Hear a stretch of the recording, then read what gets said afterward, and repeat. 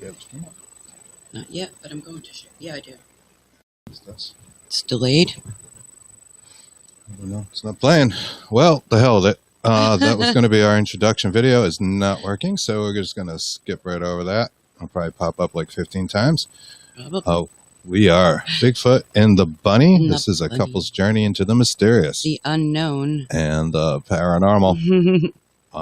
Happy Saturday. We have a wonderful show for you guys today. We're so jazzed and so psyched to have our guest Terry Lovelace on with us, who we're going to bring on very shortly to tell us about his incident at Devil's Den. It's the name of one of his books. He's got a couple of books. So before we get into all that, as you guys know, we like to present our own sort of paranormal data, and we have a couple of things for you. Yeah, that's right. The only paranormal data we are actually able to capture this week, Chris recorded. And you want to tell us what happened, Chris? When is this the one with the woman? Oh.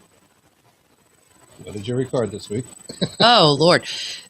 I recorded it last Saturday night, and Chris was snoring, and it was a really weird snore. I'm like, I've never heard this before. And I was like, wow, I have to get my recorder out because he's never going to believe me. Nobody would. So I recorded him snoring. It's like I don't know what it was. Okay, so this isn't really paranormal, but it's just so goofy. We thought we would. Yeah, here it comes.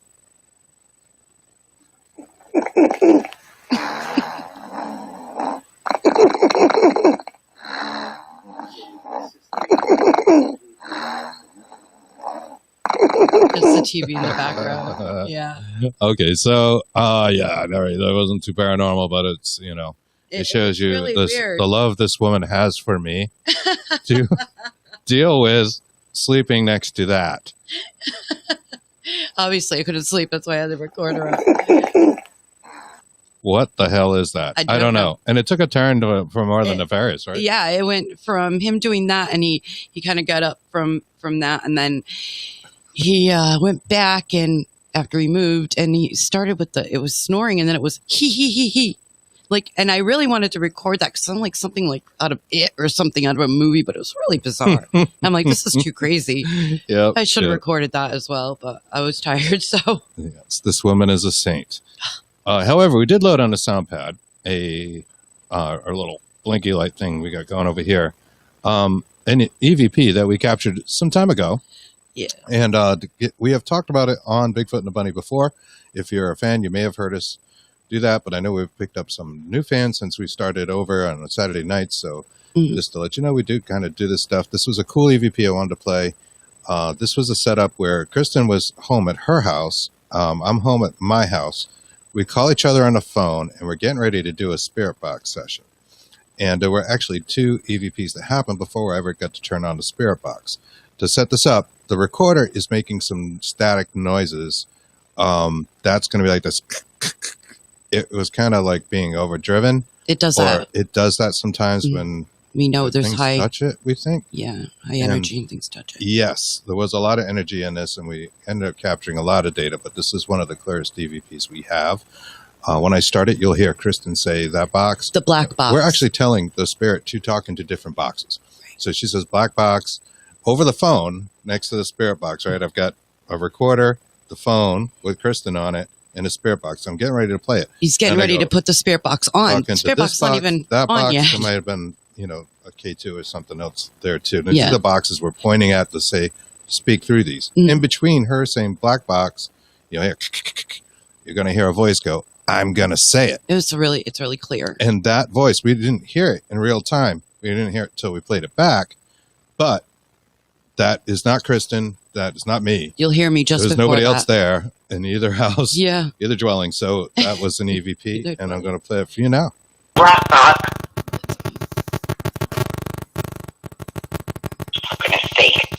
Or this box or that box.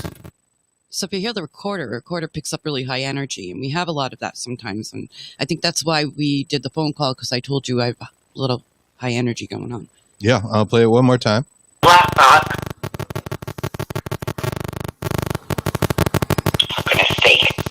Or this box or that box. So that's that. And anyway, we'd like to, let's see here. I gotta bring something up on my screen. I don't have it. I've got the comments going. Ken Allen is on. Oh, that's good. Hi, Ken. I'm sorry. We are still getting used to this new equipment, and I know we say it every week, but, you know, it's kind of how it goes. But we're going to bring on our guest. His name is Terry Lovelace. He's a 6-year veteran of the United States Air Force. He completed his bachelor's degree in psychology at Park University in 1979. He later earned a Juris Doctor at Western University Michigan Law School. He passed the Michigan bar examination on his first attempt. Terry Lovelace's legal career began in private practice, where he handled a variety of civil litigation and criminal defense cases. He entered public service as an assistant attorney general and later as general counsel for LBJ, Tropical Medical Center in the U.S. territory of American Samoa. Elected by his peers, Terry Lovelace served a 1-year term as president of the American Samoa Bar Association. He and his wife, Sheila, were active members of the Lions Club and worked events providing free glasses and eye care to the island's residents. He retired in 2012 as an attorney general for the state of Vermont. Terry Lovelace continues to write and is a frequent speaker at UFO events, and his story was filmed for Strange Curiosity, a television documentary by Nine Diamond Production Company. Let's bring him on.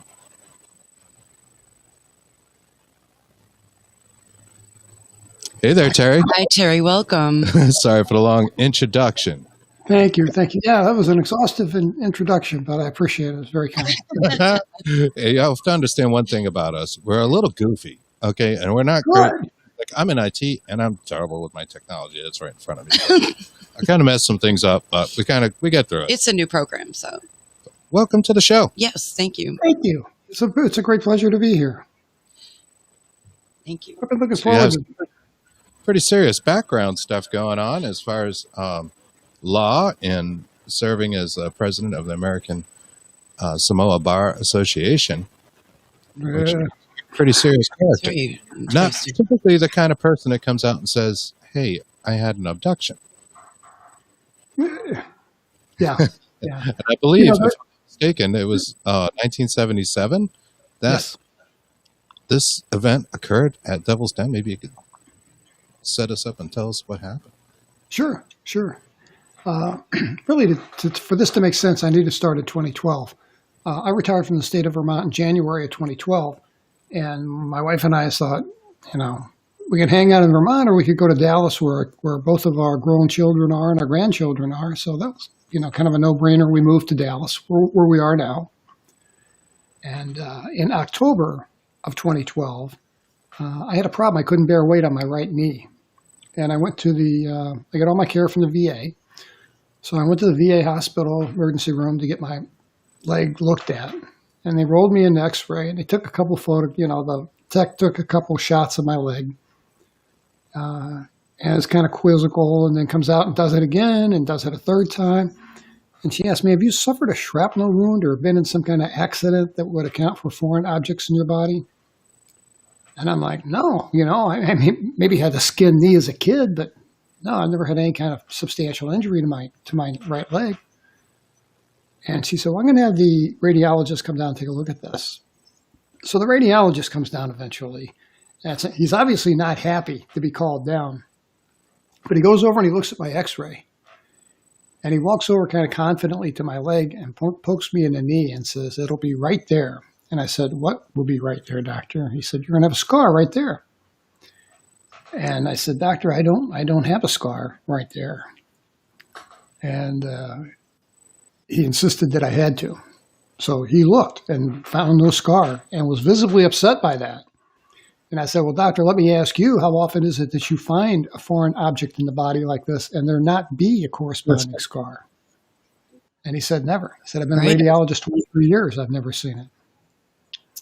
So, yeah, if you look above my knee, there's a square structure about the size of a fingernail that has 2 wires attached to it that go up my leg.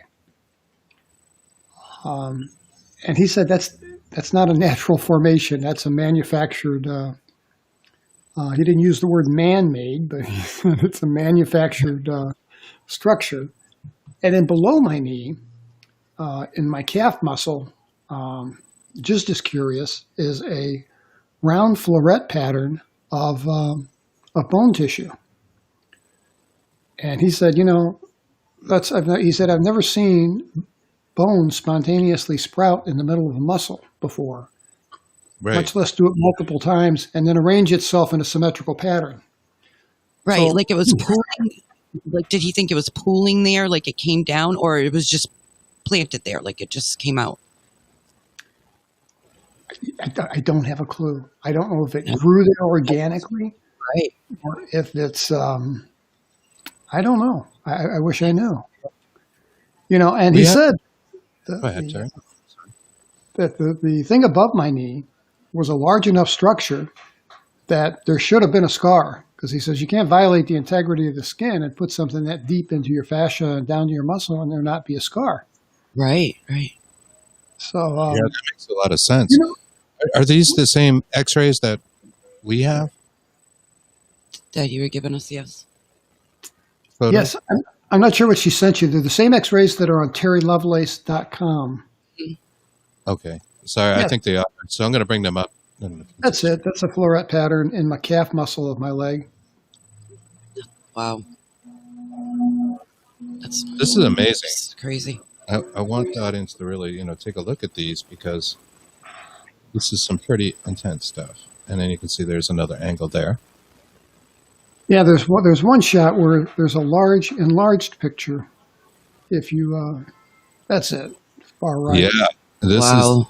This is the money right here. Yeah. Because if you look, folks that are watching us on the live stream, you can see what appears to be a device, a perfect square, and it looks like there's wires. coming out. Wires. Yes.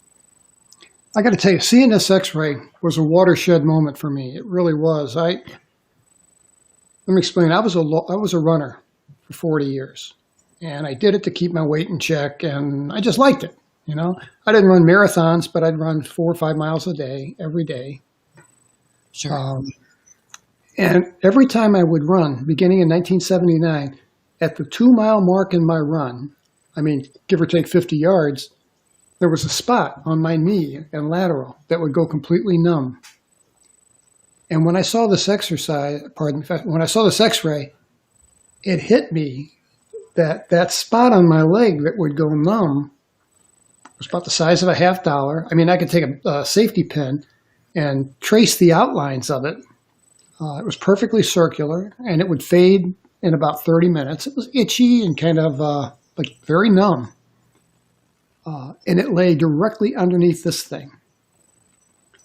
And Wow. when I saw these X-rays, it was validation for me that, I didn't need validation that the event happened, but this validated that they put their hands on me, and that kind of took things to a different level. For sure. And it must have brought back a lot of memories. And yeah, like you said, validation and confirmation that, that this happened and here's the results. I know of plenty of abductee stories and stuff like that, but I've never seen pictures like this. And this is amazing. Look at that. So what happened? He discovers this, and then what happens next? Oh, what happens is I said I want these things out of my leg, Absolutely. yesterday. Please. But I was real insistent. I wanted the surgeon to follow a forensic protocol like they would if they were removing a bullet from an assault victim or something, so that there'd be a chain of custody, so no one could ever come back and say, oh, well, you swapped out, whatever they took out, you swapped out something else for it. I didn't want that possibility to happen. I wanted it to be clean, like they would do in a police investigation. So, Sure. and the surgeon was like, yeah, sure, no sweat, we can do that. And he said, well, one issue, and that was that I'd had a couple of heart attacks. I had one in 2005. Shortly thereafter, I had a bypass and a pacemaker. Then in 2011, I had another heart attack, and they put in a stent. So the standard of care in this country is that if they're going to do surgery on your body, you have a history of heart disease, you have to have a clearance letter from a cardiologist who can say that the benefit of having these things removed outweighs the risk of harm from infection or, some type of surgical mishap. And Sure. the cardiologist would not give me a clearance letter. Oh, why? I got kind of angry, and I'm like, well, look, I want these things out of my leg. And she's like, well, you look, she says, I got 50,000 vets out there walking around with iron in their body from Iraq or Korea or wherever. And, as long as it's in the body and it's not causing any problems, it's a risk versus benefit analysis. We can't justify the surgery because the risk of infection and something going sideways outweigh the benefit of just leaving the things alone. So that's what they do. They leave them alone. So they wouldn't take it out. That's the thing above my knee. The thing below my knee, they absolutely refused. The surgeons refused to take out because on X-ray film, it's the same consistency as bone tissue. And bone tissue is a naturally occurring, substance in your body. Right. And he said, this bone obviously has an adequate blood flow, and it looks like healthy tissue, and there's no reason to take it out. So, Did you believe her? Or do you think there was something maybe more nefarious at work as to why they didn't want to? Well, what? Yeah, I did kind of have the same thought because, it occurred on me pretty quick that the VA is part of the government, So Sure. I went outside the VA system and sought out some civilian cardiologist to see about getting a clearance letter. And I ran into the exact same verbiage. It's risk versus benefit analysis. We're not going to do that. The question I would be having this whole time is, what the heck is it and how did it get in there? What's interesting is I went to law school with this kid, not a kid anymore, but with this guy that's he just retired from the Bureau of Alcohol, Tobacco, and Firearms. And they have the largest database in the world for manufactured electric components. I mean, if they make a resistor in Mongolia, its picture is going to be in their database. And that started after 88, I believe, with Lockerbie, Scotland, the plane that went down. They were able, from gathering busted pieces of electronic components from a radio, they were able to trace the origins of the bomb. So they thought it'd be a good idea to create this database. And the thing that's in my leg does not match anything in their database. Wow. And I do remember the Lockerbie incident. That is interesting. I didn't know that. That's why they would keep the database, but that makes perfect sense. So go ahead. Yeah, I was just going to say, I could take you back and tell you what happened. What happened in 1977? I had some things happen as a child too. I could squeeze those in real quick as a preface. Please do, because I think it makes sense to have the whole picture. Mm-hmm. When I was about 8 years old, I'm in my backyard in St. Louis, Missouri, and I'm playing with this bow and arrow. I'm shooting arrows into a bale of hay. And this is an urban environment, little tiny yards. And it's a Saturday day in May, and it's a beautiful day, and people are cutting grass and hanging up laundry, and there's dogs and cats and kids and cars and lots of noise. And as I'm leaning over and I'm loading an arrow into my bow, and I saw this perfectly circular shadow move across my feet. And I instinctively looked up. And when I did, I saw this maybe 20 foot in diameter silver disc. I mean, it looked like polished aluminum or something. And there were no seams or rivets anywhere. The ends kind of curled up. And of course, I had no way to know what was on top of the thing. And it kind of wobbled in the breeze a little bit. But what was curious, there were distinct auditory changes I don't get. And that was that the second I laid eyes on this thing, it sounded like I'd taken both hands and pressed them against my ears. Because all the sounds of the neighborhood were all of a sudden muffled and difficult to hear. And I could I could feel a static electric charge. The fine hairs on my forearm stood up. And my reaction when I saw this thing,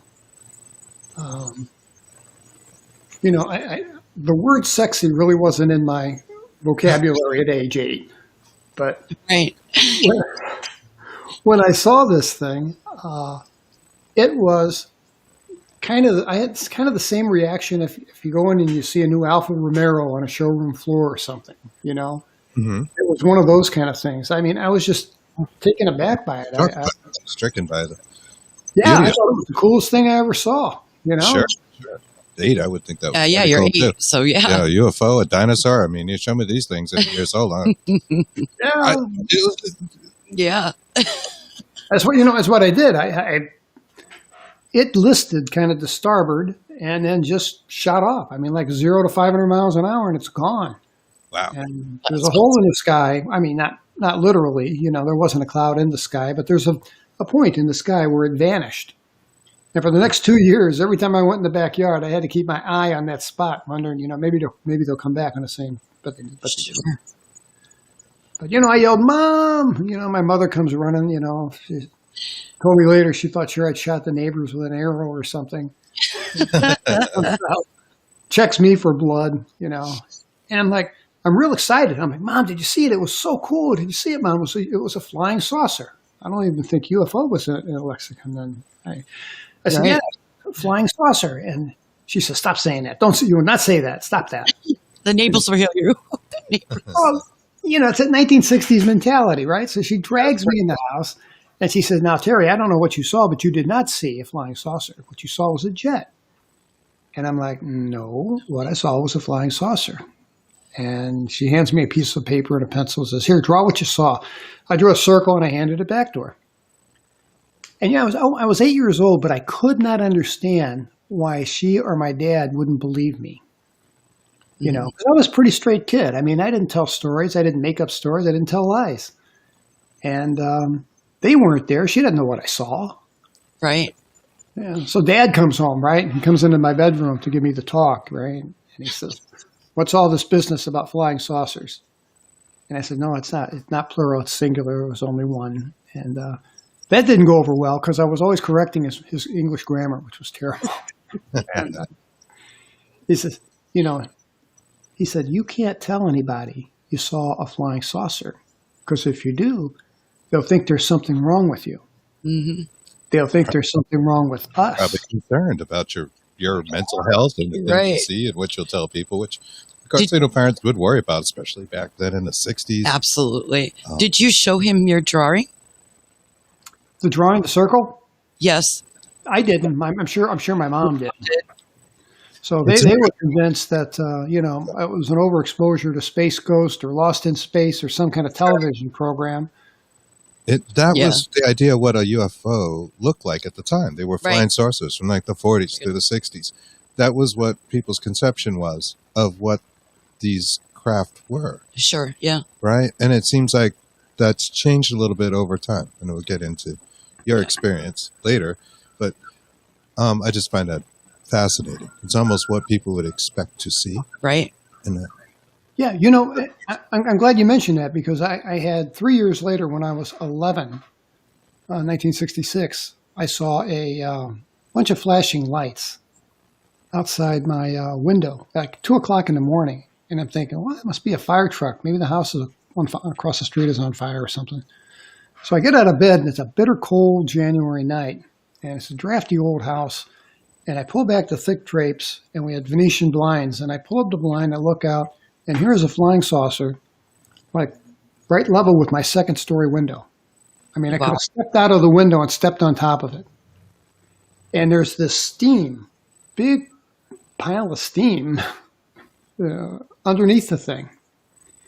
And there was a dome in the center, and that's where the flashing lights were coming from. And they were so bright I couldn't look at it.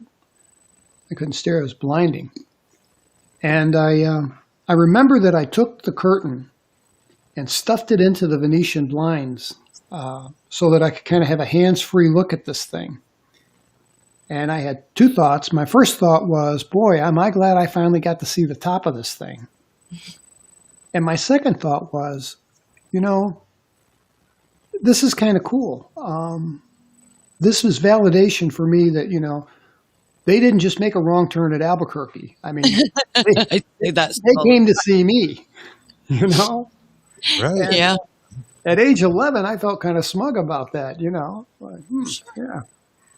And I never told a soul.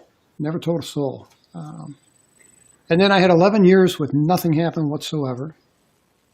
And normal life.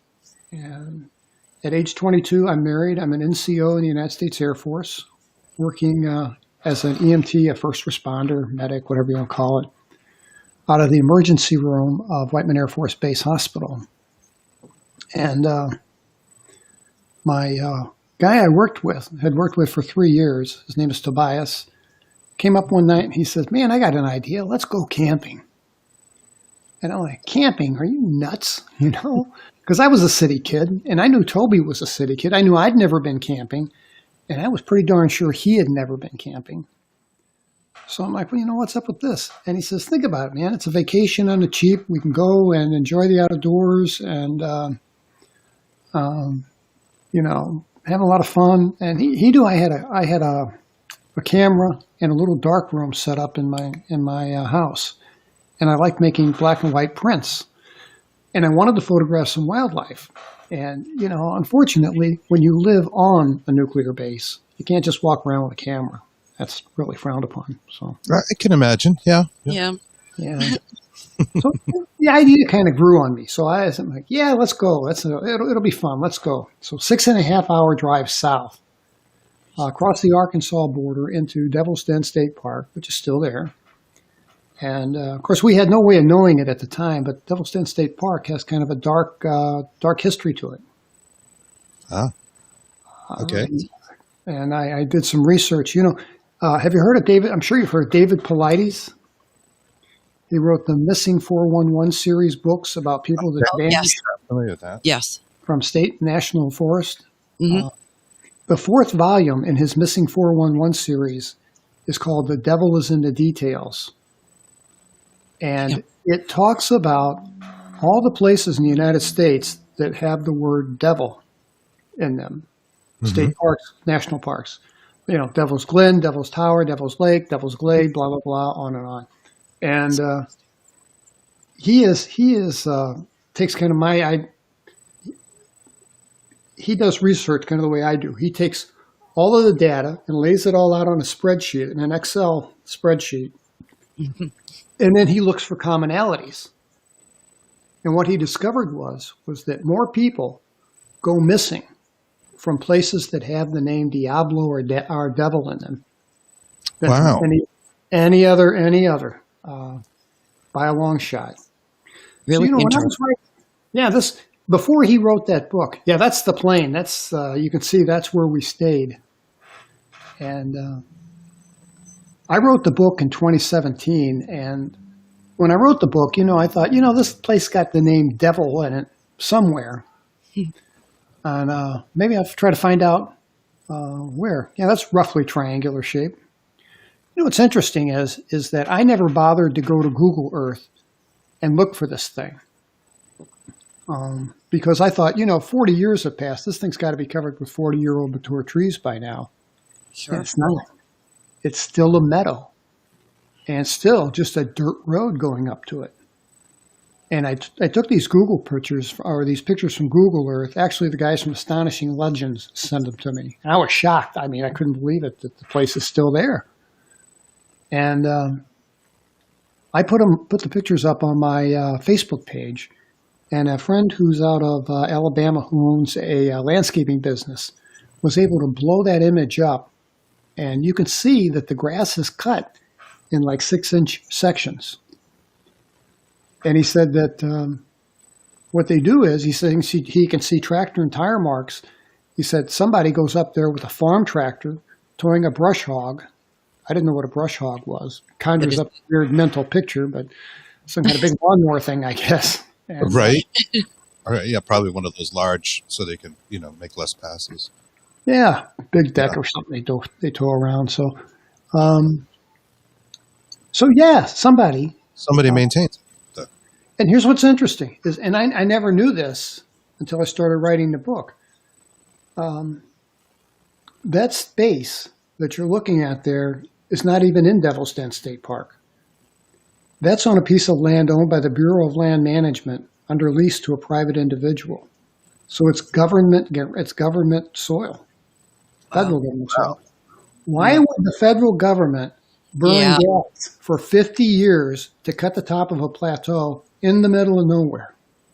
Yeah, And you can see it. It's like a plateau. It has, the structure. I hate to use this analogy, but it reminds me a little like Close Encounters of the Third Kind. Where they had the mountain and it, the top was kind of flat. It's a bit like the first one to make that analogy. Yeah, I've heard that before. Yeah, sure. Reminds me of a helicopter landing pad. It does. Landing pad or something, right? Right. Absolutely. I'll tell you, that really doesn't give you a good image of how big this thing is. You could set a Walmart on that place, the building anyway, not the parking lot, but you could set a Walmart there. Wow. The thing that we saw was a city block long on each leg of the triangle. And I'll get to that. Let me tell you the story about how this happened, and that's a great picture there. We stayed over by the very edge. I remember in the book, Toby and I walked around the thing and kind of described, from our walk, it seemed kind of horseshoe-shaped. But of course, we didn't have the benefit of being able to look down at it from above. And Toby, I wanted to set up camp right in the middle of this meadow. And Toby's like, no, man, we got to set up camp back here. So we got kind of into a debate about it. And I finally caved and said, sure, whatever you want to do. So, and I'm glad that I did, because the thing that we saw would have been directly over the top of us had we stayed where I wanted to stay. And there were a couple odd things about this trip that made it just unusual. And that was that, we were a couple pretty smart guys. I mean, and camping is not rocket science. So, we made lists of things to bring, and, our planning was flawless, but the execution, the wheels fell off the thing for some reason. The purpose of me going down there was to take pictures of wildlife. I left my camera, lenses, film, everything. I left my camera bag at home. I left a camp lantern, an axe, a hand axe a neighbor lent me, and a gallon of fuel for the lantern. I left that stuff at home. And Toby kind of fell down on the job too, and he forgot half a dozen things. So it was just out of character for us to be that inept, is what I'm saying. Sure. So we got down there, and we did all the fun stuff you do when you're camping, right? Went for a hike and burned some hot dogs, and Yeah. And then about 9 o'clock in the evening, we're kicked back on our air mattresses. We got the inflatable air mattresses from Kmart, and we're kicked back and just enjoying ourselves. We got to have the campfire between us, and we're just having a conversation. And I noticed there was a lull in our conversation, and I noticed that all the sounds of the forest that were alive just 10 minutes earlier is all quiet now.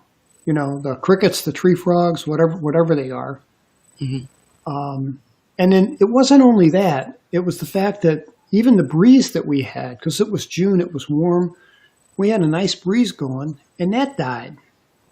And except for the crackling of the fire, it was like being in a sound booth. It was so quiet. Wow. I've had other people tell me that they've experienced this. So maybe I'm not the only one. Probably not, no. It's truly an eerie sensation. It is. It must have been a little disconcerting, just hearing everything get quiet and still. It unnerved me. It really did. I mean, had I been there by myself, I'd have been gone, But I wasn't going to do that in front of my friend, Yeah. Right. I'm out here, too. Yeah, I ask him, of course, like he's going to know, right? Is this normal? And he's like, yeah, look, we've been laughing and cutting up and making noise. We've just quieted them. Just watch. They'll be back. Bugs will come back. Don't worry about it. So I kind of didn't, although I kind of did.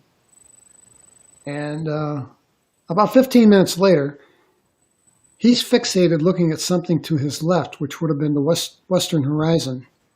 And I'm about to ask him, hey, man, what are you looking at? When he says to me, Terry, were those lights there before? And I'm like, what lights? I mean, this was a really remote area in 1977. You know, there are some structures around it now, but man, back then, this was a remote area. Sure. And I couldn't see what he was looking at because his torso was in the way, so I had to stand up and take a step back. And on the western horizon, there were 3 little stars in a tight triangle that were sitting above the horizon.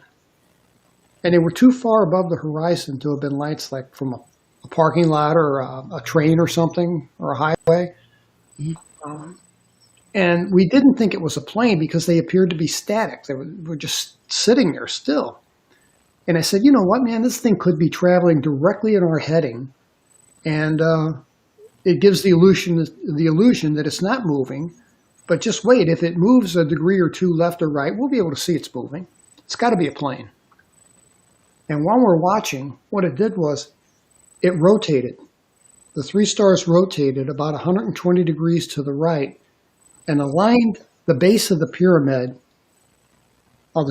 base of the triangle, pardon me, parallel with the horizon, with the apex pointed up. And then it immediately started to move up into the air. And the second it did that, I felt this wave of calm wash over me. It was like almost sedation. It was in a weird place. Sedation, mild disinterest, which I don't understand. Not apathy, but definitely a mild disinterest. It felt more like I was an observer than a participant in these events. A little disassociated. Perfect word, disassociated, absolutely. So my friend and I, and this is not human behavior. This is not normal human behavior. 2 people in the middle of the woods, in the middle of nowhere, who've never been camping in their lives, see this thing play out in front of their eyes, and it should be, man, you see what I'm, did you see that? And, there should have been a dialogue, an exchange between us, and there wasn't. Right. And I think that speaks to the level of influence that these things can have over us. Because we were definitely under their influence, no doubt in my mind. It says that they were conditioning you for what's to happen, for what you're about to see, witness, what's going to occur. Yeah, you mean the influence? Yeah, like influencing you mentally to put you in a state of mind that these things can happen. So you're not freaking out. Yeah, right. That's perfect. That's perfect. Yes, that's right. That's well said. So while we watched it, this thing climbed up into the sky and reached the ceiling. It was kind of on a vertical orientation. When it got to the ceiling, maybe 10, 12,000 feet, I don't know, I have no point of reference, it leveled out so that it was horizontal with the surface of the earth. And the nose of it, the apex of the triangle, pointed in our direction, the whole thing started to glide. It was like on a glide plane, headed straight toward us. And as it's descending, we see it's getting bigger and bigger because the points of light are expanding, equidistant to one another. So it's one solid object. It's not 3 moving in unison. Mm-hmm. And it did this somersault thing, which was kind of interesting. The point of the triangle, which was always in our direction, dipped down, and the thing did a somersault and came back around. And it did that twice. And I don't know where this came from. Maybe their influence. I don't know. But I had the thought, this thing is moving with purpose. It's not out of control. And I think that's its way of letting us know that this is its intent. And while we watched, it came in over the tops of the forest at about 5,000 feet and then dropped a little more and finally came to a stop directly over the meadow at 3,000 feet. I'm guessing, but I think that's going to be a pretty good guess. At 3,000 feet. And it was absolutely enormous. It was absolutely quiet, never heard a thing. And the lights on the points of the triangle kind of dimmed a little bit. Mm-hmm. But I still don't know how this thing could have traveled and not been seen in 5 counties. Sure. That doesn't make sense. Right, being as big, and you guys seem to be the only two that have seen it, I guess. Yeah. No, but That region. Yeah. So anyway, it's over the meadow. It's not directly over our heads. We're a little bit offset from it. And we're laying there and in this kind of sedated state. And while we're looking at this thing, a light came on underneath and in the center of it. And it was a visible white light like you'd see. Have you ever seen like a high power searchlight on the Yes. ocean? Cut through fog and you see that column of white light. yes. We the saw light. a column of white light about 6 inches in diameter that came from above in the center of this thing and turned on like someone hits a switch and lands right in the middle of our campfire. And we look at one another and we look at it and we're kind of curious, but we're not freaked out. We're not, all of that anxiety and that unnerved feeling that I'd felt earlier is all gone. I'm just in this semi-sedated state. And that lasts for about 60 seconds, and then it turned off as abruptly as it appeared. And then immediately, in its stead, there came this laser beam. Now, lasers were kind of a new concept in 1977. I'd never seen one in real life before, only on television. And this was a laser beam about the diameter of a pencil. And the best way I can explain it is it would land in one spot of the campsite for a tenth of a second and then reappear in another spot so that in 1 second it would dance 10 different places around the campsite. So kind of a frantic thing. And what was interesting was it hit me in the chest a couple times. I never felt a thing. I know it hit my friend. But it struck all the things that we brought with us. It struck my car, my friend's backpack, the cooler, the tent. So I thought that was kind of interesting. And I had the thought, hey, this thing's checking us out. I was just going to ask, do you think they were, pinpointing what's good, what everything is? What is this? Was there any damage either? Like Yeah. when you say it hit your car, did it leave a mark? No, nothing. Like I say, it struck me in the chest a couple of times. I never felt anything. You never felt anything at all because you're underneath that sedation type thing, or I don't know. It's weird. And maybe just for purposes of gathering information, all it needed to do was hit us, and Yeah, Yeah. wow. Well, it certainly wanted your attention. Absolutely. And Well, they had our attention, but they It's didn't like- really capture our interest. Yeah, it's like they knew that you have already seen two, and now you're on your, like they knew you're part of something bigger. I don't understand because we've spoken to other abductees that actually have been abducted. I'm sorry, but and they said that they've seen this all their lives. So I'm wondering if that's how they do it. They pick out a certain person. it's a little like the ghost phenomena too. Like some people, it's almost like they know. Like if they Yes. know they can reach you and you can communicate, you see them Yes. somehow, they're going to use it. And it's the same thing and kind of in the paranormal. It's funny, there are those parallels. Mhm. But I did want to mention one other thing real quick and continue on. When we mentioned earlier about the footage of the 60s and the idea of saucer-like objects, you mentioned that lasers were sort of a new thing here in the 70s. And that's absolutely true. Star Wars had Star come Wars out brought in it out. 1977, I think. You started to see this concept like laser guns and things like that you would have never really seen, Right. prior to that, or maybe it would have been one big death ray or something like that, like science fiction movies or the black and white from War of the Worlds or something, So it's almost like you're ready to handle seeing this kind of thing, and we're going to show you. Right. This is your concept, and here you go. Yeah, Close Encounters of the Third Kind came out in November of 1977. And I really wasn't a sci-fi fan. Wasn't then. I'm not now. My wife is and always has been, but it just does. I prefer to read nonfiction. Mhm.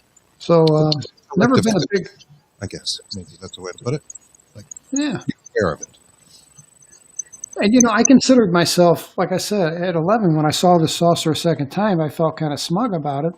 I felt like, you know, I should be I'm the expert on UFOs, you know, so if this is not a triangle, ergo, it must not be a flying saucer or UFO, maybe. And it went through my mind, you know, could this thing be one of ours, or could it be one of the Soviets, or because it wasn't a flying saucer, you know, and Right. so I'm going through that mental exercise, and when that scanning light turned off, and it lasted maybe a couple of minutes, no longer. Then it was just Toby and I just kind of kicked back, you know, chill, you know. And that feeling of sedation transitioned to sleepy. And man, all I wanted to do was go to sleep. I went to the tent. Actually, Toby went first and threw his air mattress inside the tent and fell on top of it. And I followed suit. I didn't bother to undress or take my shirt or my boots off, which comes into play later. But I threw my air mattress in and I fell on top of it. And I don't think I was asleep. I think I was unconscious. And that's when they took us. When they took us from the tent. No kidding. Okay. So Wow. you were abducted. Oh, absolutely. It's got the implant to show it. Well, that's what, yeah. So Yeah. I was just wondering if you had a memory. Just so of you me. know, these little secret squirrel notes that we're doing, Oh, I'm yeah. sorry, I hate to interrupt. Yeah. It's just that we've gotten some questions in the chat. And for our folks out there on Facebook, Bernard and the rest of you, we'll get to some questions at the end, and I'll try to bring some of them up on the screen for Terry, but I don't want to. Yeah, I love Q&A. I appreciate it. Great. Thank you. Okay, thank you. So I was unconscious, and I laid there unconscious until, well, both of our watches broke that night. Both of our watches, my watch stopped at 2:40, Toby stopped at 2:41. You know, we were EMT, so we needed watches. It's integral to the job to have a watch. And because we worked together, our watches were kind of in sync. So if we put times down for an ambulance run or something, everything would match. And we wore, like I said, they were mechanical wind-up watches, which was kind of the standard of the day. And they both stopped. I wish I'd kept mine, but I didn't. So when we woke up, we had no idea what time it was. Later on, we could work backward and figure out that we woke up about an hour before dawn. But I woke up to these lights, crazy lights, white, yellow, greenish, orange, coming through the canvas of the tent, really bright. I mean, light up the inside of that tent like a ballpark at night, man. It was just real intense. And I don't have my wits about me. I'm like, where am I? Oh, yeah, that's right. I'm camping with Toby. And I see these lights, and I know that we're trespassing. So I'm thinking, oh, man, it's the park rangers here to kick us out. That's what this is. The overhead flashing lights from a park ranger's truck. You know, gotta be. And the second thing I noticed was a noise. I describe it as a droning noise. It was a mechanical-like noise. Like if you've ever stood next to a big piece of industrial machinery, it's not so much loud, but it's powerful. You can feel it reverberate in your chest. Sure. That's what this was like. And I sat up. And when I sat up, I looked down, and my boots were unlaced, almost all the way down. And that didn't frighten me, but it annoyed me, because I knew I would not go to sleep like that. I mean, you know, if something happened and you had to run, you can't do that with two untied shoes. Right. I would have taken them off, or I would have left them on fully laced. So I took them off, and then I noticed my socks were on sideways. And That's annoying. me. Wow.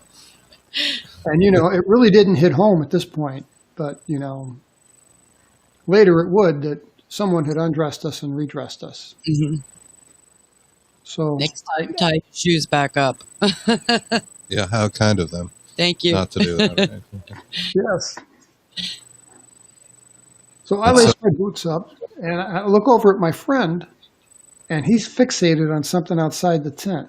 He's got the flap open about 2 inches, And in one of these flashes of light, I could see tear tracks down the right side of his face. And I'm still in that sedated, weird place. And But that kind of got me concerned because I couldn't imagine what would make this guy cry. And I asked him, I said, Toby, man, what is it? Is it park rangers? Who's out there? And he does the universal, finger across the lips thing to be quiet. Yeah. And he said, I think they're still out there. And I'm like, okay, who's still out there? And he doesn't answer me. So I get to my knees fully, and then I pull back the flap on my tent, on my side, about 2 inches, and I look out, and what I saw was, and this is why the lights were so bright, this thing that had been 3,000 feet over the meadow when we went to sleep has descended, and now it's just 30 feet over the top of the meadow. And the second thing I saw was a dozen, maybe 15 of what I thought to be kids, children walking around underneath this thing. Oh, man. I could see them kind of in silhouette, but I could only see them real clearly whenever the lights would flash, and then only for a millisecond. But I took them to be children, and I asked Toby, I said, Toby, man, what are these kids doing out here in the middle of the night in the middle of nowhere? And he said, Terry, those ain't no little kids. Look at them again. They're not human beings. And I did. And he was right. They aren't. They weren't. Their heads were large, disproportionate to their body. Their torsos were spindly. Their arms were long. And they had this really weird gait. They walked with a real distinctive gait. It was like their knees were hinged to move backward 2 inches with each step. So when they walked, you had the impression they were dragging their foot behind them. Just weird, that's all. It's odd. It seemed unnatural. Yeah. Awkward, yes. Do they have the large, black eyes, like we could imagine? Did you happen to see that? The bulbous eyes? No. It's hard to tell. More like a human eye, but just an enlarged head.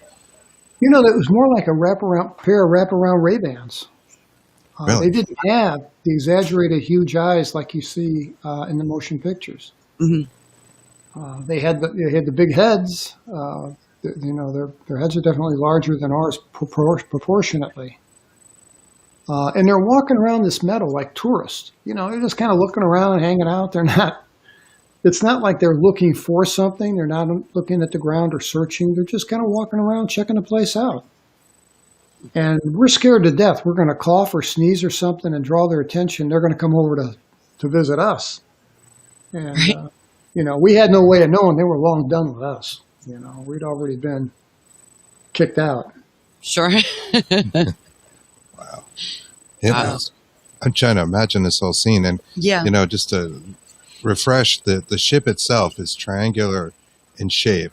And it's like an Illuminati sign there. So it's a giant triangle on its side. And are there lights on each angle of the triangle? Where's the placement of the lights? Yes. And there's a big light in the middle. If you go to terrylovelace.com, there's a drawing that I made contemporaneous with the event. I think I made it about 2 weeks after the event. And I did it on notebook paper. And then when I wrote this book, I got my notes out and I got my pictures that I drew. And then I recreated it with a ruler and an art pencil on some nice paper. But that's a pretty good rendition of what we saw. And if you look in the lower left-hand corner, you'll see 2 little stick figures and a tent and a car. And that was an attempt to give some kind of idea how big this thing was. And it was huge. And up on top, there was it looked just like an observation deck. There was one solid plane of glass or whatever it is. And the things were, the entire thing is lit up like insane on the inside with light pouring out of it, out of every window. And some of the windows are dark and some of them are lit up, kind of like an office building would be, if you're downtown at 2 a.m. Some people are in there working and most people aren't, but, windows are lit here and there. That's the way this thing was. And I really couldn't see the underside of it. There was what I call a light bar on, that's it. That's it right there. There was a thing called a light bar that ran from the very bottom to the very top. and it was like a light fixture. And there was a beam of light that would run up and down that fixture. And it gave the illusion, when it was in the sky, it gave the illusion it was twinkling like a star. And I think maybe that was some kind of cloaking or disguise so that people would think it were stars and not give it a second look. Sure. But that's a guess. I don't know. Everything was matte black. I didn't make this matte black because it would eliminate some of the details. Sure. Up on the observation deck, through the light, we could see movement. We could see figures. We couldn't see them clearly, but we could see figures. They were tiny. Okay, tiny. yeah, and I see that in the picture. There's Yes. like an observation. There's like almost like windows here. That's right. Right. Okay, and those are aliens.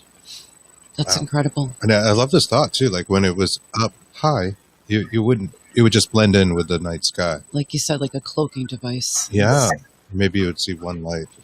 Kind of thing. We had no idea it was that big. It was that deep. I describe it as being 5 stories tall. And I mean, your mind just plays tricks on you. I mean, you want to look for a wire or something because to see this large object just, levitated in the sky just doesn't, It's huge. This thing is like a flying department store or something. It's It what really he's is. saying. It's enormous. Flying Walmart. Dave Marler is a guy who wrote the book, literally, on UFOs and UFO sightings in this country. And in Dave Marler's book, he may have written more than one, but the one about the triangles talks about in summer of 1977, there was a woman in the Hudson Valley area who saw a black triangle, and her description was it was 5 stories tall, same as ours.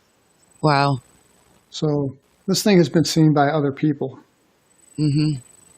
And in 77, and that was 1977 was your first encounter. Correct. Well, not as first because you mentioned the saucers as a child. The saucers as a child, and then I also had, from about age 4, I had nightmares. And, when you're a child, you give things childish names. And I used to have these little monkeys. I know, it kind of sounds a little crazy. But They you look were like 4. squirrels. We understand. Yeah. I think these things, again, going back to the level of influence thing, I think they can appear in a way that a child will find most benign and non-threatening. I put a email address in the back of Devil's Den, and I said, look, I'm not a doctor or a therapist, but if you've had an incident in your life that you can't explain, I'd love to hear about it, and I'll hit you back. We'll have a dialogue about it. And I've got more than 1,600 emails from people now. And I've had people tell me that as a child, that's an ICBM, that's missile silo. That's for Minuteman II, ICBM. See that blue cap kind of dead center? Mm-hmm. Yes. That covers the launch tube. And underneath that is a 60-foot long Minuteman II ICBM.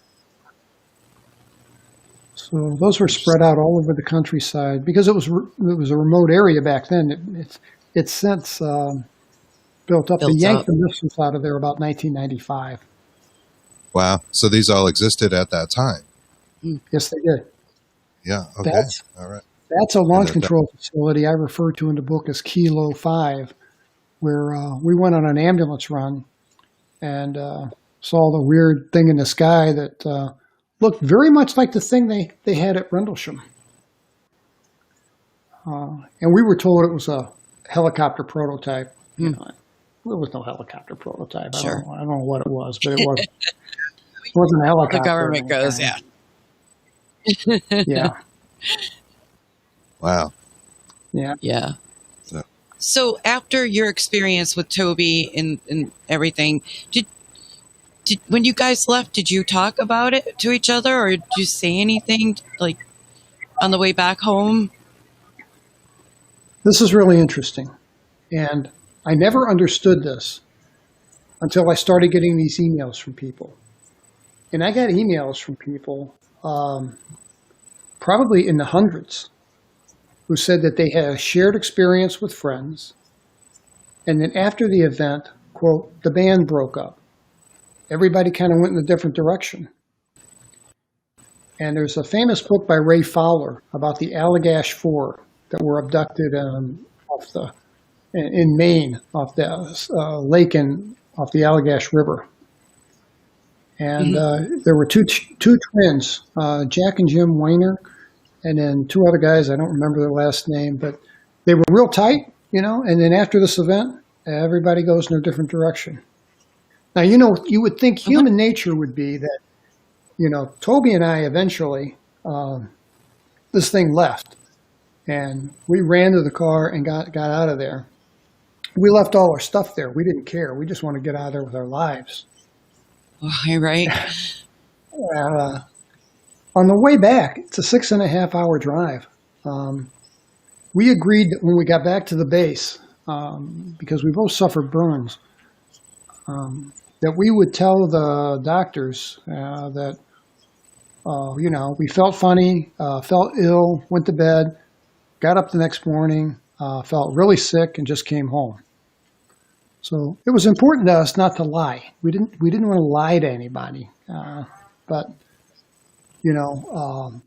it's not really a lie. That's pretty much the truth. I just left out the part about the UFO the size of Walmart coming down. And the kids that look like kids. Yeah. Yeah. Yeah. It's fascinating. It really is. And that walk, and there's something different there about those joints that is so strange, and it's creepy. It is. It looks creepy. They beamed these kids up.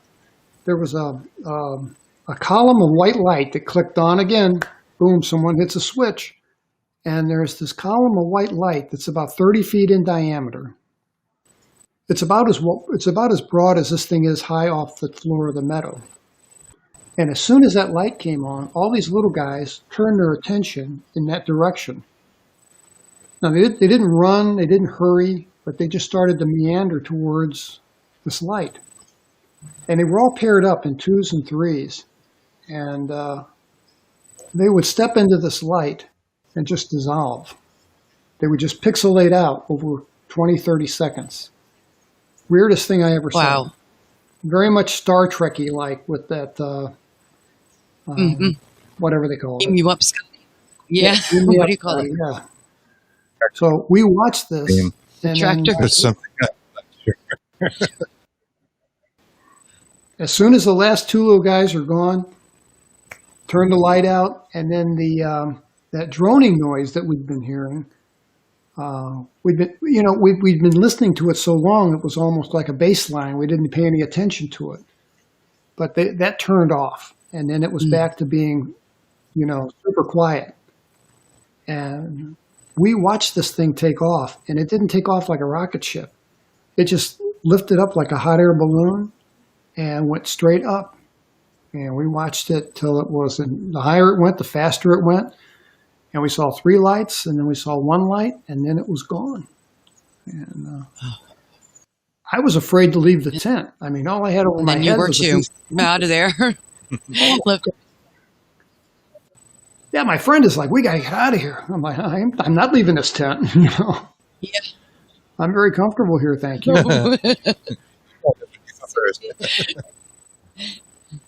Wave to the little guys. To this day, I won't cut across. Yeah. But I won't cut across an open field to get like from point A to point B. I'll walk 1.5 miles around, but if I cut across an open field, I'll have a panic attack. I just can't do it. You actually have PTSD from this incident. I do. I've been diagnosed with it twice, both by civilian counselors. Oh, wow. So once in the 1980s and once in the 1990s. And I came back, with slight paranoia, not above, not anything that's indicative of mental health disorder, but slight paranoia and PTSD. And I would not tell them, because they're like, what happened to you? Were you abused as a child? What did you witness something horrible? And I'm like, nope, never seen a thing. Don't know what you're talking about. No, nothing. They call them men with the white coats at that point. That's why you don't really want to tell anybody these stories. But Sure. yeah. No. So they diagnosed me as PTSD, etiology unknown. There were a couple things, like whenever there used to be malls, if I was walking in a mall, and this happened one Christmas, I'm walking in a mall, and we turned a corner, and this storefront had a table, and it had naked mannequins from the waist up with no hair or anything, and no clothing or anything, and they just kind of got posed in different weird positions. And I walked around the corner and saw that, and I just freaked out, and I don't know why. Wow. And I told my wife, I'm done. I'm done. I gotta go. And Yeah, I could see that being a trick. Absolutely. Yeah, trigger. And when you saw the small clothes on it, I'm not sure if you said it or not. Was there any kind of dress other than sort of like, I don't know, The mechanical, Ray-Bans, but like- Ray-Ban like yeah. eye functioned? Was there anything? Was there any sex parts to them? Were they just Naked. naked, flesh colored? Was it the color? What color were they? That kind of. they were all gray. They were all about 3.5 foot tall, and they were really Right. too far away for me to get much detail. So I can't tell if those were garments they were wearing or if they were just. But I do have a theory about them. Okay. And that is that, and this is just an assumption. I don't like making assumptions without telling you they're assumptions. But I think that these things are like drones. I think they're like worker bees. I don't think they're sentient in the way that you and I are. I don't think they're self-aware, can self-determine. I think they're like little robots. I think they're probably some combination of artificial intelligence and nanotechnology and quantum computing and maybe some biomatter thrown in there for good measure. I think they're manufactured, at least the ones that I ran into.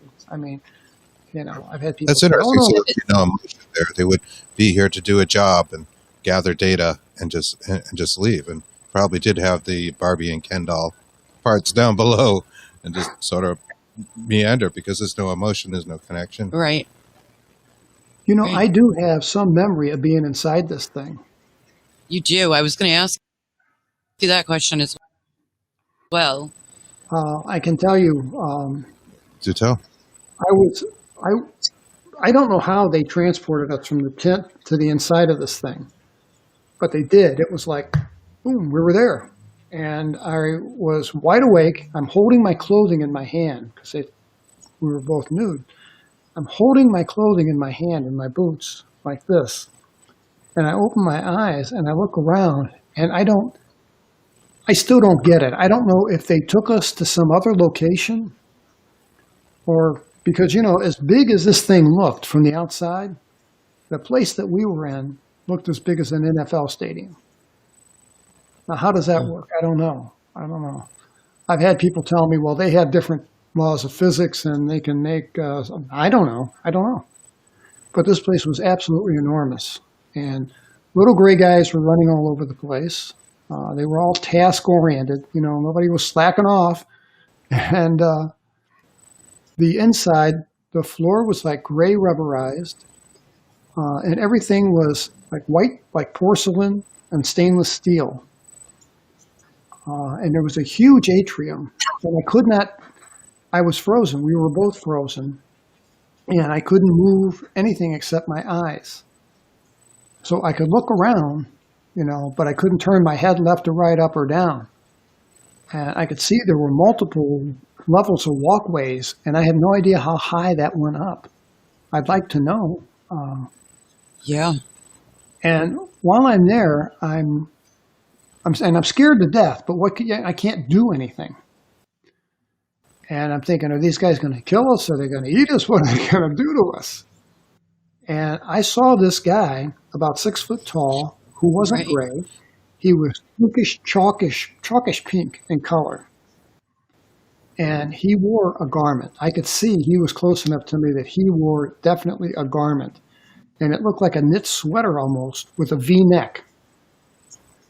And he looked humanoid, but he really had no ears. He had just a bump for an ear, 2 nostrils.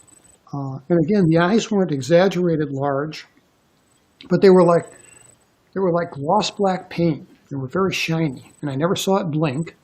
But again, like Ray-Bans that went around, and just a slit for a mouth.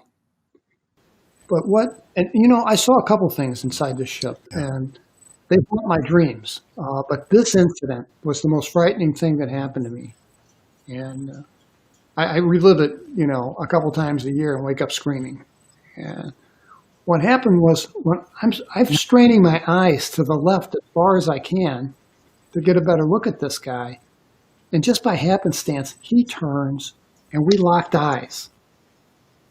And the second we locked eyes, this guy was in my head. I don't know any better way to put it. He was in my head. And he knew me, he knew my wife, he knew my dreams, my secrets, my hopes, he knew everything about me. And it felt like the biggest invasion of privacy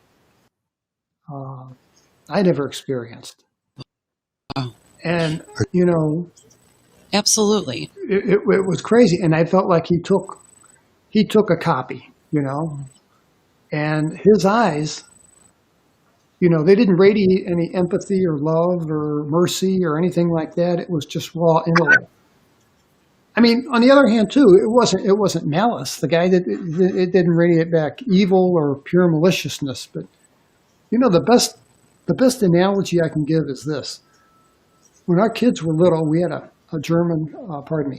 English setter, and she was kind of my dog, and she'd come over and put her head in my lap, and I'd pet her on top of the head, good girl and all that.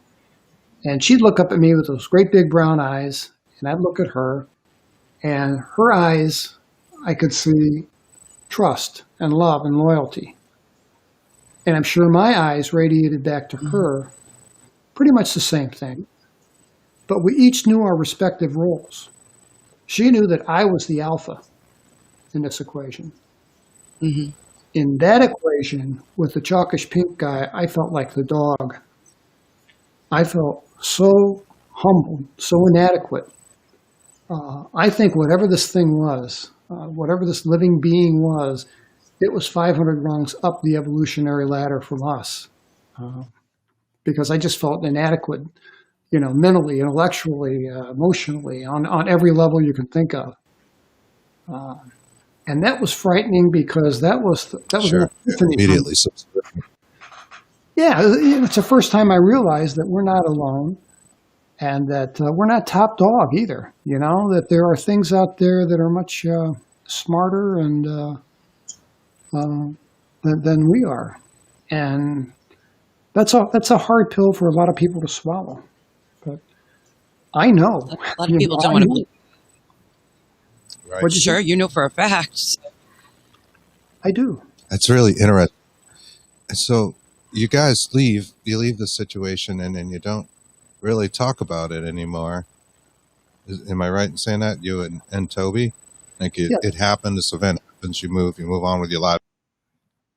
And you just kind of like, you're both impacted in a way from it, and you leave it, you move on.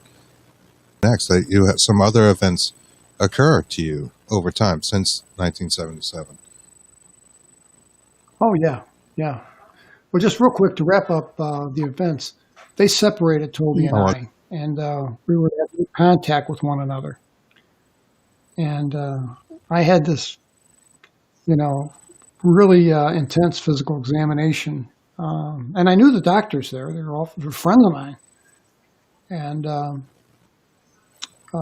we were hospitalized. And I was in a private room. I had these, what they call flash burns to the eye. And it's what like an arc welder would get if they didn't wear that hood over their face. And what it is it's like a bad sunburn to the cornea of your eye. So I'm hospitalized, and I'm terribly dehydrated. I'm acutely ill because I'm dehydrated so bad. So they fixed that in 12 hours by running IVs through me full tilt. But they put this salve in my eyes, and they kept the lights turned off in the room. But I had an interesting visitors. This was interesting. It was my second night. I knew I'd be going home the next day. At 9 o'clock at night, my night nurse came in and was going to give me an injection for sleep. And two guys in blue business suits followed her into the room. And there was a guy about 50 and a guy about early 30s. And they're just cops. I mean, you can look at these guys and tell that they're cops. You know, their suit coats are open. You can see a shoulder harness. And, you know, there's kind of that swagger that, that's the way it is. And that scared me because I thought, oh, my God, did we burn down the forest or something? You know? Yeah. He says, if I didn't say this already, he said, he said to the nurse, if that's going to sedate Sergeant Lovelace, it's going to have to wait. We got to ask him some questions. And then he added, and shut the door on your way out. Oh, and boy. Said, whoa, you know, there's no need to be rude.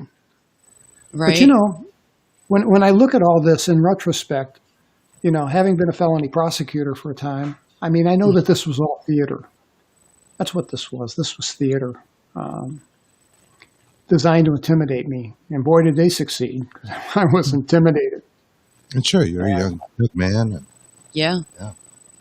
So they asked me, you know, why would you leave an intact campsite? It's obvious you planned on coming back. And he said, what do you boys got a little marijuana plot growing down there? Is that what this is about? Oh, jeez. Now, that's comical today, but man, I got to tell you, in 77, that would have been a dishonorable discharge and a trip to Leavenworth. Sure. Sure, absolutely. Yeah. Serious business at that point. He interviews me or interrogates me for about a half an hour. And then nurse comes back in, I get my shot, and she leaves, and the captain leaves, and it's just me and this major in the room together. And he was from the OSI, the Office of Special Investigations, which is the investigative branch of the Air Force's security police. Mm-hmm. And when he leaves, the head of my bed is right near the door, and he's got his hand like this pressed against the door. And he bends down right next to my ear. And he had this Alabama, Louisiana kind of accent. And he said, son, I know, and you two knuckleheads stumbled onto something when you were out there, didn't you? And I didn't know how to answer him. Right. So I didn't. And he tried again, and he said, oh, I know you know what I'm talking about. And all I want to know is how many pictures did you take of it? And without thinking, I blurted out, sir, I never took a single picture of it. And he just smiled, because then he had his admission. Right. You know? And he said, I'm going to need your film and your camera. And I said, well, you can have them. I don't have any pictures. You know the crazy thing, too? I didn't bring my camera, but Toby brought his. Toby had a camera in his backpack that was a foot away from him while all this stuff is going on. And neither one of us had the presence of mind to say, grab a picture of this. Right. And Wow. again. Well, there's too much going on. Yeah, you know. Yeah. Plus, Either too much going on, or that could be that level of influence. Exactly. The sedation that you were under, it just, thinking of it. Or don't think of it. That is really interesting. And wow. And like I said, you were telling some of that, and I literally had chills going up down my arms. Wow, this is creepy. I can't. Crazy. I'm trying to imagine what it was like. What you felt like. So from after this occurs, things are pretty quiet for a while, right? Things are pretty quiet for about, until about 1987. Until 1987. In 1987, a couple of things happened, and that was that I had that incident of freaking out in the mall, and then that autumn, I used to go for a motorcycle ride during the fall of the year in Michigan because it was beautiful outside. I bet. Yeah, it was just a gorgeous place. I miss Michigan. And so I get up early in the morning. I go out for my motorcycle ride, and I've always been prompt. I'm always on time. And, my wife knew that I'd be home by 10 o'clock a.m. in time to fix the kids' dinner, or pardon me, breakfast, pancakes every Sunday during the fall. Mhm. So I went out on this motorcycle ride, and it's the craziest thing. I'm on a route that I've been down dozens of times, so it's not unfamiliar territory. I mean, I know where I'm at, and I'm coming up on this curve in the road, so I throttle back from about 70 down to about 60. And I blink my eyes, and suddenly I'm on a gravel road doing 30 miles an hour. Whoa. And I thought, what? And I knew that I could be absent-minded, and I thought I had to be just focused on thinking about work or something, but I never took my bike on gravel because it's dangerous, and because a chip in my paint job would be just a disaster. I don't want that to happen. So I couldn't understand being on this Right. gravel road. So I stop, I get off the bike, and I look around, and I got 10,000 acres of late corn on either side of me. It's harvested already, just corn stalks, and I'm in the middle of nowhere. So I thought, well, I came in this way. If I turn around and go back the other way, I should get back to Blacktop. And I did. I was just a mile and a half down. And I got back to Blacktop, and then I went home. I got home, and it was noon. My poor wife is just hysterical, days before cell phones, of course. And she's like, where have you been? I said, I've been on my motorcycle ride. And the second I walked in the house, I could tell by the Nickelodeon coming from downstairs that the kids were watching. I knew that it was noon. And that just really, I just could not imagine how that could happen. How much And time did you? 2 hours. 2 hours of time. Yep. And it is just like if you took a roll of motion picture film and cut out a 30-foot section and then patched it back together. It is just a seamless transition. So I could see where people could suffer an event of missing time and not even know it. So I had a wristwatch, but I had on gloves and a long leather jacket. I didn't bother to look at the wristwatch. I mean, the trip was my wristwatch because I knew how long it took me to do this. I should have been home by 10 a.m. So Sure. Yeah. And there was nothing really unusual leading up to it. Like, you just saw the gravel, blink, boom, and this time disappeared. No feeling, no. It almost reminds me of like anesthesia, and they put you under. If you've done any procedures, I had a procedure done recently, as Kristen knows. Yeah. And like, as soon as that anesthesia hit, I have no memory. I remember the last thing I said before, and then I wake up and I'm in a different room, and everything that's in between is just gone, vanished. So there's no dreams, there's no nothing. Anesthesia. nope, there's no dreams or anything. I'm trying to relate in my head what that must feel like Right. to blink and just, wow, 2 hours. Where And did they go? be somewhere totally different. Yeah. So I'd love to know what happened. That's what I was just going to ask you. How would you explain that? Would you explain like they came and got you again, or without you seeing anything, or it just happened? You What blinked do you it out. think might have happened in Yeah. the 2 hours? I think I know what happened. And I think that because bits and pieces of this have come back to me, and I think that I was taken by a saucer to another ship. And that's what I think happened. Now, I should say, too, that not only did I have that experience, my wife had her one and only experience. We've been married 47 years, been together 49 or something.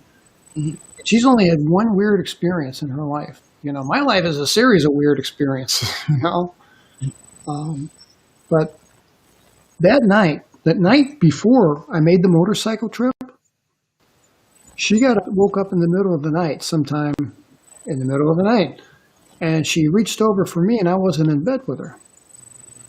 And the bathroom light wasn't on. And she noticed there was like a petite Asian woman at the edge of the bed, silhouetted against the window in back of her. And she didn't freak out. She didn't grab a gun. She just looks at this woman, and this woman speaks to her, but her mouth never moves. So she heard her telepathically. And this thing told my wife, everything is fine. Go back to sleep.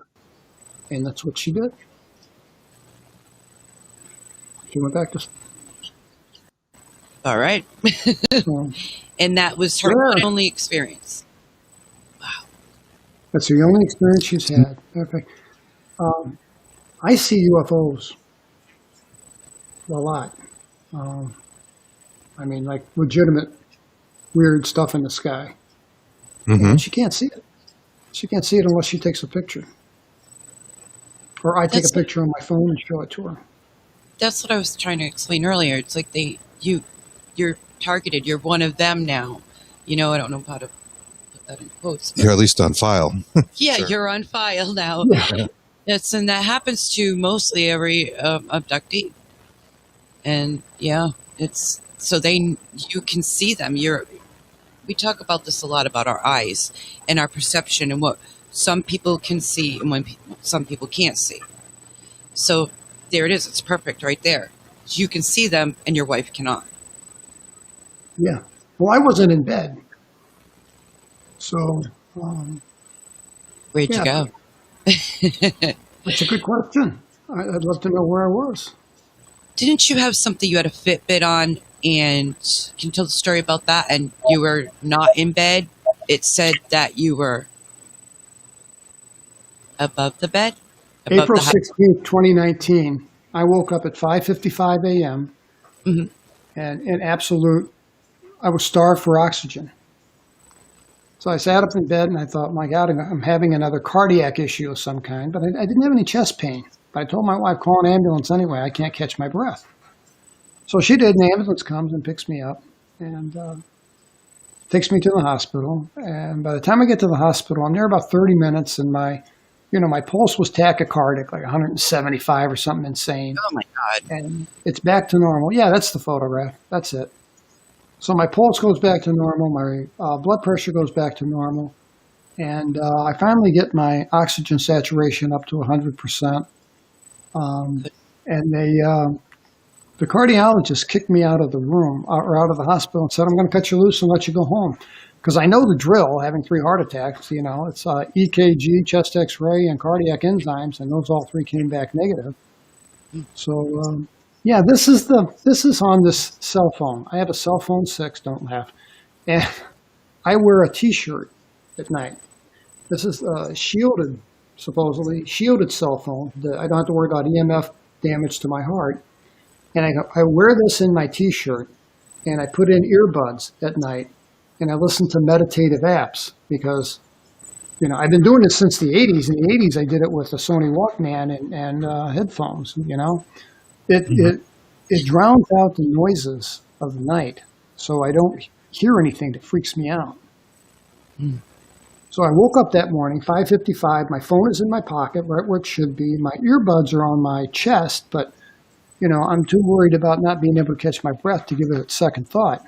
And that evening when I got home, I went out for my usual walk after dinner, and I pulled up this health app. And if you go, do you have a second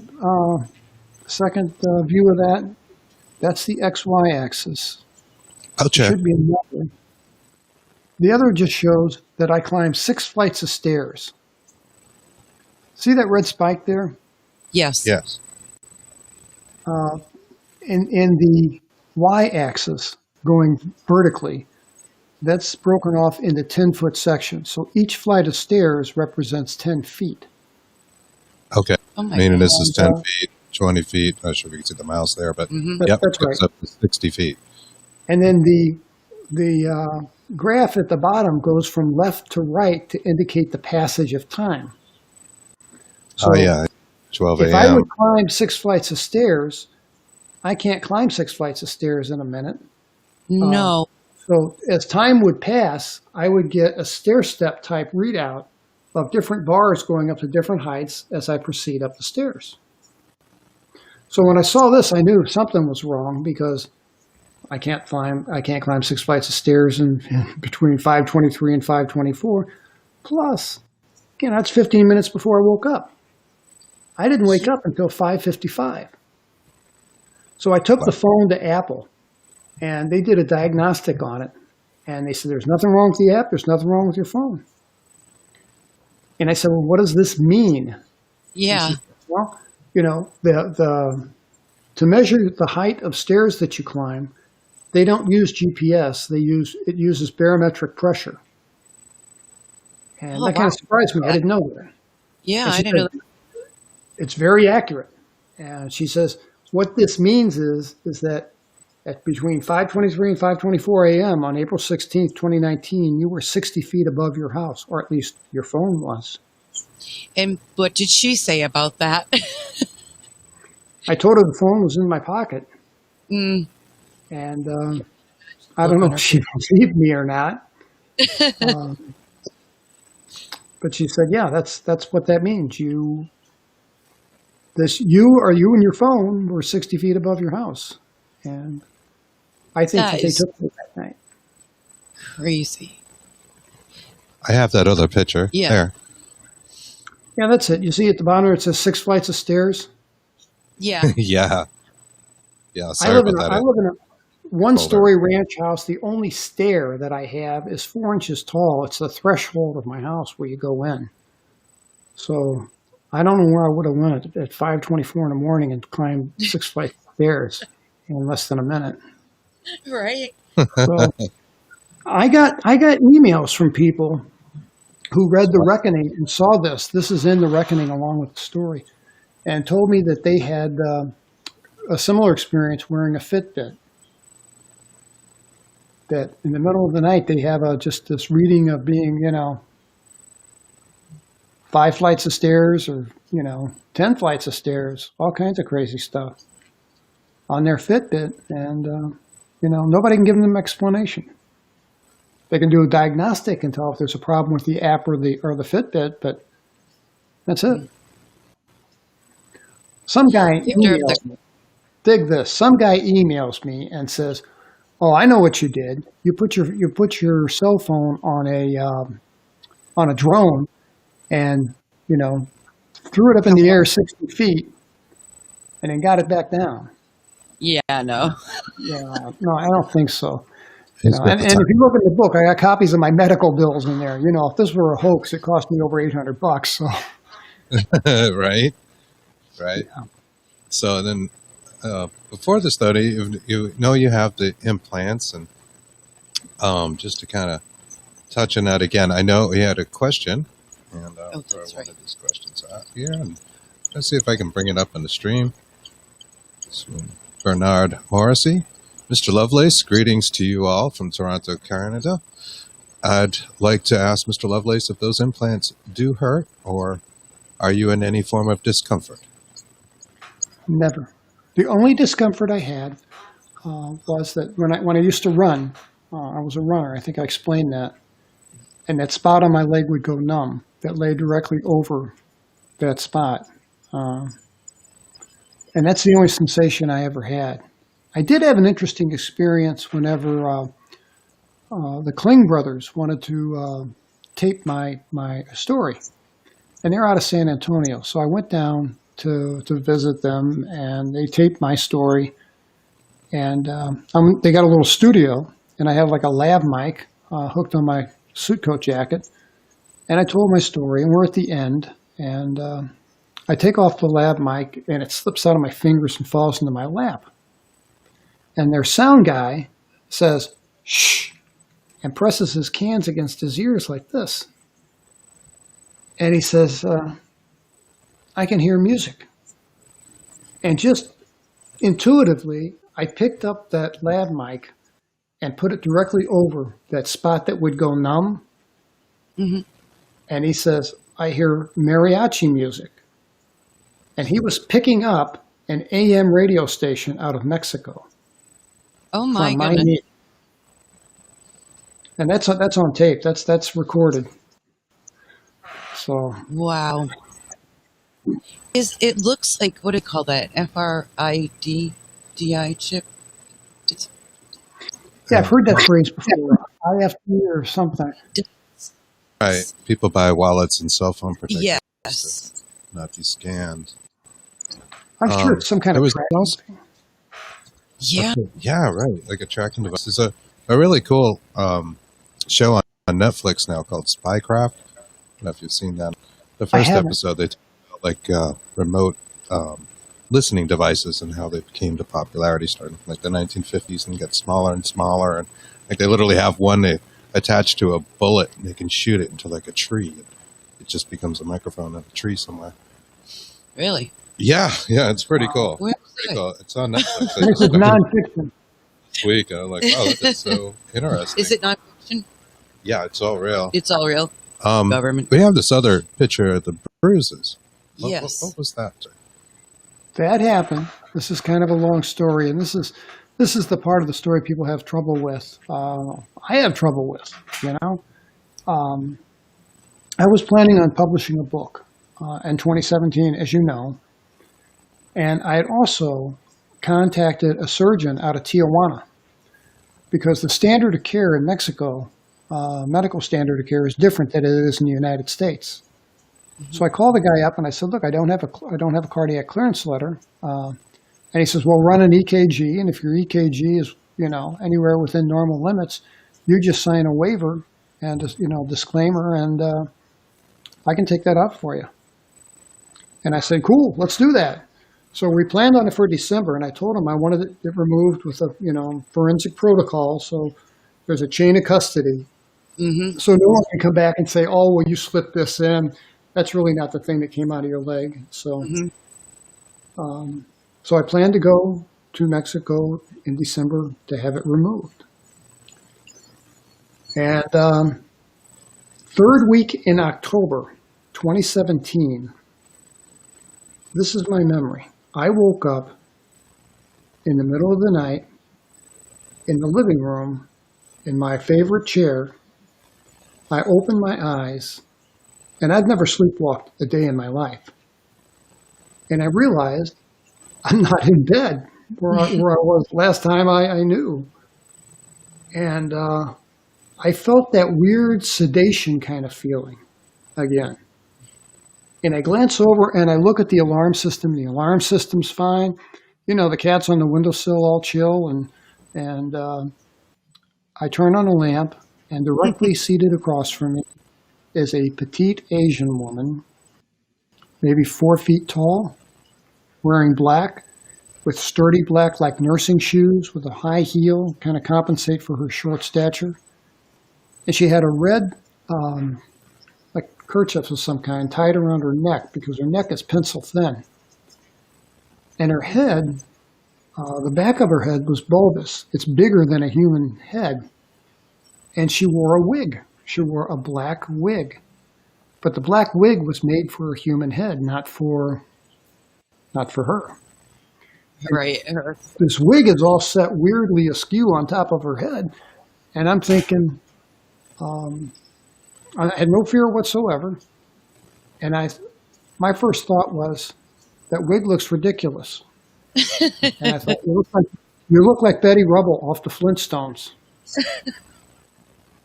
And I heard her in my head as clear as any spoken word telepathically. She said, "You don't like it?" And I'm like, I'm sorry, I didn't, oh, no, it looks very nice. I'm thinking I'm going to hurt her feelings, So I thought, yeah, it looks very nice. And I thought, and she looked so familiar to me. And I thought, I wish she would take off those glasses, because she had on big, black, oversized glasses. And this woman, if she were to walk down, streets of Dallas, I doubt if she'd get a second look. Maybe from behind she would because of the shape of her head. But she didn't look, with the big glasses on, she didn't look that much alien. Her skin color was off. It was like a bluish, wasn't healthy, at least by the way it looked. And as soon as I thought, I wish she'd take those glasses off, she did. and I remembered her face. And when I was a little kid, 4, 5, 6 years old, they used to take me, and I'd be in this round white room with a gray padded floor with other kids that I didn't know from the neighborhood or from school. And we'd have these play dates in the middle of the night. And then they'd pluck me back into bed. And these memories are really real. You know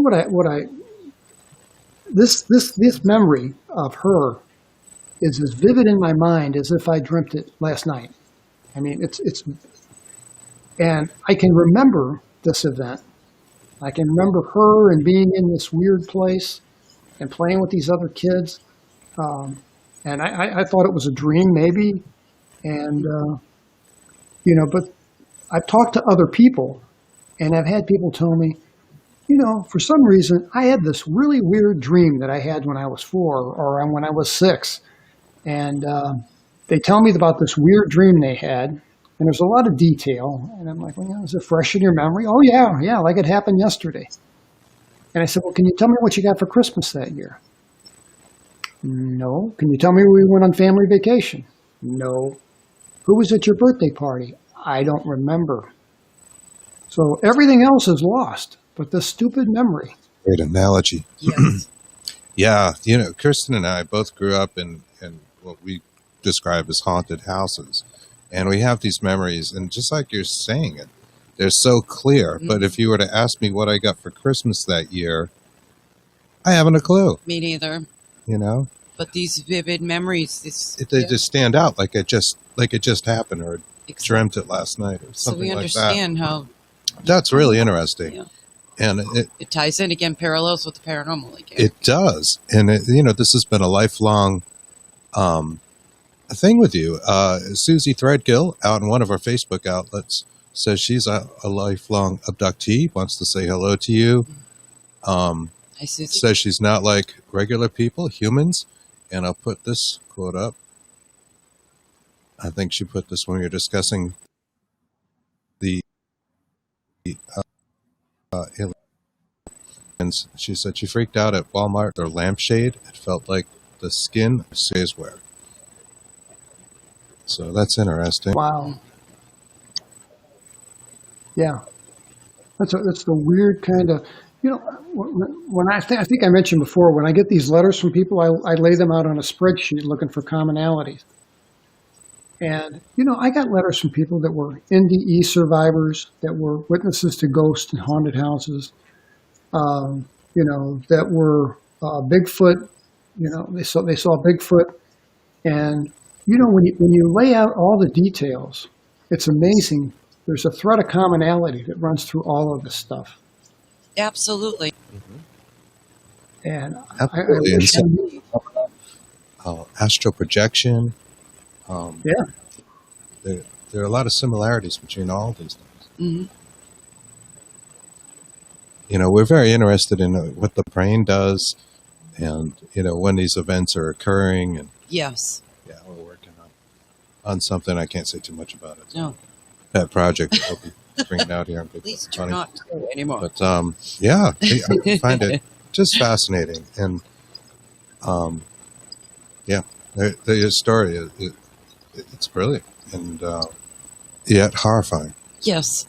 And, you're the second person I've heard that actually described them as children. We have a friend also that's had similar things happen to her. And she had these beings in her house, and she actually thought woke up and it's like, why are there all these children in my house?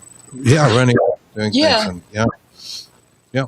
And, they're, you say children, but we're really talking about like the size. There's things, right. Emotion, or they're just there to do some kind of work, like a worker bee, like you mentioned, as an analogy used, or a drone.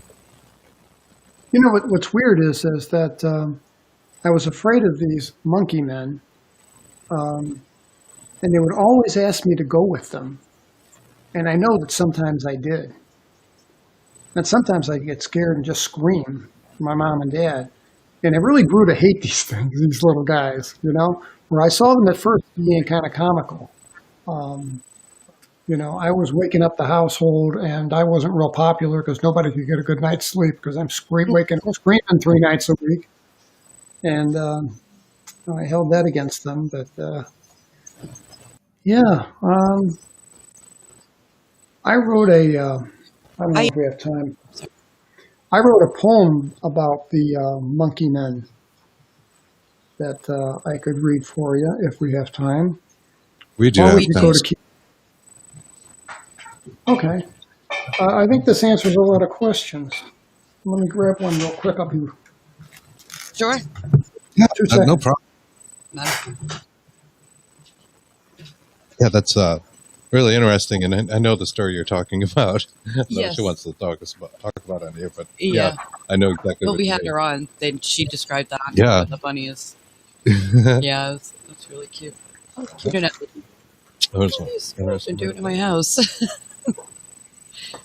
I wrote this poem when I was a senior in high school. I got an A, of course. Of course. Of course. But of course. Okay. 4 grinning monkeys. Shadows from the hallway crept into my room. Long the monkey men, too, I assume. Never before in my life had I seen a creature that grinned before I could scream. A candle's flame dances before it grows dim. One monkey man's shadow has slowly crept in. On his knees, and with ease, he is perched on the edge of my bed, if you please. The silence was broken 1 inch from my ear as the monkey men whispered, "My boy, I'm right here." Now monkeys were 4 and were masked to deceive, children and even grown men, if you please. I started to tremble and covered my head, but the monkeys, all 4, crept close to my bed. Outside of my covers, full peeled with the light, the monkey men here, will they take me this night? Faces with grins approach me to say, "Terry, won't you come with us and play? Come with us now, give us your hand, and we'll take you to an unbelievable land. You may not remember the last time or when, but come with us now and you'll see it again." But I said, "I know you are not what you seem, and if you are real, then why can't I scream?" This night the monkey men take me with ease, and I'm but a terrified child, if you please. These things are not men that are born of this earth. Near a star to the west is the place of their birth. It matters not what I do or I say. Tonight, like the others, they'll take me away. Where shall we go? How long must I stay? Tell me, you 4, tell me now, I do pray. We're going home, Terry, there's no reason for gloom. See that star over there, just east of your moon? We traverse great distance, pick you up and we're gone, to return you to bed before breaks the dawn. We must take from you blood and things we do need. Many entities one day will be born of your seed. When I'm taken away, can my mom hear my calls across all of space, through brick and through walls? Will she think that I'm lost or I've been seized from my bed? Will she worry I suffer or fear I am dead? She'll cry and sob while we go and play, if I don't return before dawn breaks the day. And when I return, will I come back whole, or will sinister deeds take some terrible toll? We'll soon arrive at the place we do dwell. You'll see it is neither a heaven nor hell. A place with 2 suns lights our days. A place that is different, but also the same. The years have passed quickly as life slips my grasp. Pray tell me, why did you hurt me, I ask? From earth you take away women and men, to tag us and track us toward what an end. We are sentient beings that feel self-aware, but you are just monkeys and monkeys don't care. As a child I had no voice to say what may come to pass on some future day. I have the need and the right to know what was done to me so many years ago. Surely you knew that one day I'd be grown, no longer helpless, no longer alone. Did you not believe that I'd live to confess the memories you stole and failed to suppress? So flawed was your sinister plan ill-conceived, that others scoffed but then came to believe. I swear, by all that is holy and all that is right, the next time you come to take me at night, when 4 little monkeys crouch near my bed, I'll take my revolver and shoot them all dead. Wow. That was great. It was. That was great. Look, I got to do this. That was I was bravo. that as well. Oh my God. Terry, that's incredible. And I love how you brought that at the end with the Yeah. 4 monkeys again. And shoot so do it dead. again. Kind of thing. That was And, Shoot them all wow. dead? That's Yeah. awesome. That's awesome. And that was a perfect lead up for us, really. Absolutely. I love that. And yeah, thank you so much, Terry, for coming on. We love having you on Bigfoot and the Bunny. We'll do it Yes. again. And that is the best story I've heard yet Yeah. about abduction. And Absolutely. you are one hell of an interesting guy. Believe Thank you so much. We're going to wrap For your up. hospitality. I've got no words. Like, I've got no words. It It was awesome. Incredibly horrifying, and it comes from his heart and his soul, and it's just like, I love it. I was thinking about shadow people and Yeah. things of that nature where you were But yeah. talking about that. Again, more of those parallels we talk about in the paranormal. and thank you for everybody who's watching as well and sharing their comments and things. Yeah, thanks, guys. Appreciate you. Thanks, Ron. See you out there. Chat. Great. Thank you so Yeah. much, Terry. Thank you again. We really appreciate you. So the folks know, next Saturday we've got Morgan Dalmar on the show. She'll be talking about the fairies, the fae, Faye. and we'll be getting into all of that. But that's what we've got for Bigfoot and the Bunny right now. Thank you so much. Thank you. We'll see you. Bye, Terry. Thank you again. That was awesome.